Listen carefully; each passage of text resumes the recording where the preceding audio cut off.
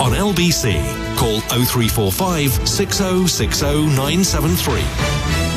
Time is 8:33. Just checked again. No word from Gary Lineker, Miriam Margolyes or any of the others. No sense of apology that they were backing that dud doco that should never have been put to air.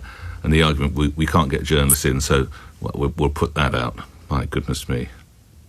Woeful, wouldn't it? Let's come back to our conversation, though, concerning the borders. And a lot of you furious that I didn't challenge Chris Philp over his lauding and support of the Rwanda deal. Well, let's listen to what he said, which is that we will never know whether it would have worked. Now, I know it was opposed. I understand that. You're all saying, don't you know it was all... Yes, I know. But they could have... They, as you heard from Mr. Philp, they actually had the flights earmarked and ready to go. We will now never know.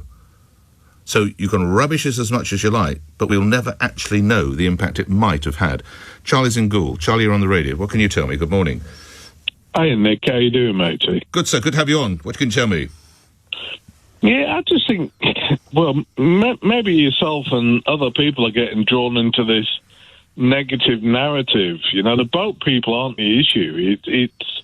It's legal migration, which has always been the issue. And what the Tories did was to raise legal migration and demonise boat people. I think you mean immigrate. You mean people coming into this country, don't you? Immigration. Yeah, immigration, yeah. Well, listen, if it's legal, we know the numbers, we should be able to handle it.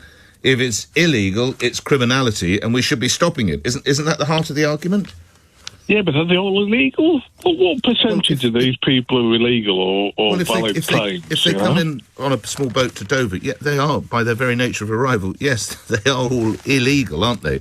Whereas if, as in the case of my grandfather, he came here on a programme, he was legal. That's the difference, isn't it? No, they were arriving on via an illegal route. They're not necessarily a legal asylum seeker. They can step in and go, oh, we've got terrible stuff at home. We'll die if we go home.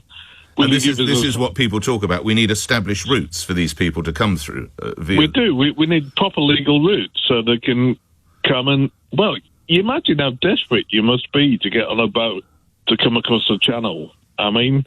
Well, I think that yes, undoubtedly. But, of course, some people are coming for a better life. And I understand that. But if a choice of working in, say, I don't know, Tirana or Dover, I'd probably try and take my chances and come to Dover, wouldn't I? Isn't that the reality? I don't know, because a lot of these people still... You think all the Romanians coming here are fleeing persecution and torture? I don't. They want a better life, and I understand it. I get it.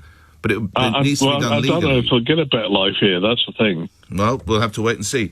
Charlie, thank you. We'll take more calls on that. Now, I have mentioned a couple of times the story that's the second lead in one of your newspapers today. It's